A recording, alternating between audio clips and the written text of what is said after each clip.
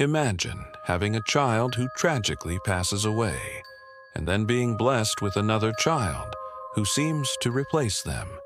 This new child shares the same features and characteristics as the first one. You'd be happy, right? But what if this new child also knew details about the first child, things only you and your first child ever shared? This story begins in a place called Hexham in England during the 1940s. A man named John Pollock and a woman named Florence fell deeply in love and decided to marry. In 1946, they had their first daughter, Joanna. 5 years later, in 1951, they had their second daughter, Jacqueline. The girls were inseparable, doing everything together, going to plays, having fun, and living a happy life. However, their parents were often preoccupied with their jobs delivering milk, leaving their grandmother to handle household chores and the farm. As time went on, the girls grew older. Joanna, the elder sister, occasionally said strange things, like insisting she would never grow up and would always remain a child. Naturally, her parents dismissed this as typical childish talk. On May 7th, 1957, tragedy struck. Joanna, then 11 years old, and Jacqueline, 6 years old, were walking to church with their parents for an important celebration. Along with a neighbor's son, Tony, the girls ran ahead laughing and racing each other. Suddenly, a speeding car struck all three children, killing them instantly. According to reports, the driver was a grieving mother who had recently lost her baby. Overcome with depression and anger, she decided to crash her car in a desperate act.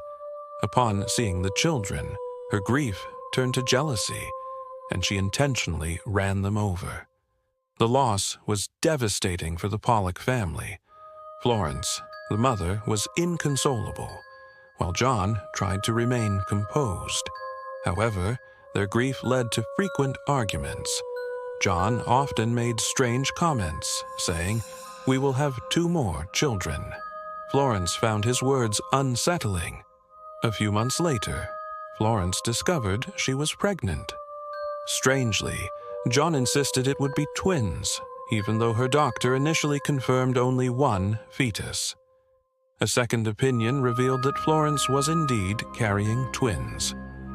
On October 4th, 1958, Florence gave birth to twin girls, Jennifer and Jillian. Over time, the parents noticed startling similarities between the twins and their deceased daughters. Jennifer had a birthmark on her forehead, identical to one Jacqueline had after a childhood accident. The family moved to a new city to escape their painful memories. However, the twins began asking for their late sister's toys, identifying them by name, even though no one had ever mentioned these toys to them. More disturbingly, the twins spoke about the accident as if they had experienced it themselves, recalling vivid details like how their heads hurt and describing the car. They also recognized the layout of their old home, where they had never lived, and even knew the names of their parents' former neighbors.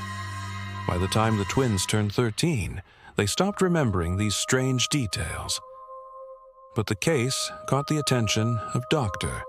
Ian Stevenson, a psychologist who studied reincarnation. After extensive research and interviews, he documented the case in his book, Children Who Remember Previous Lives. The story sparked heated debates about reincarnation.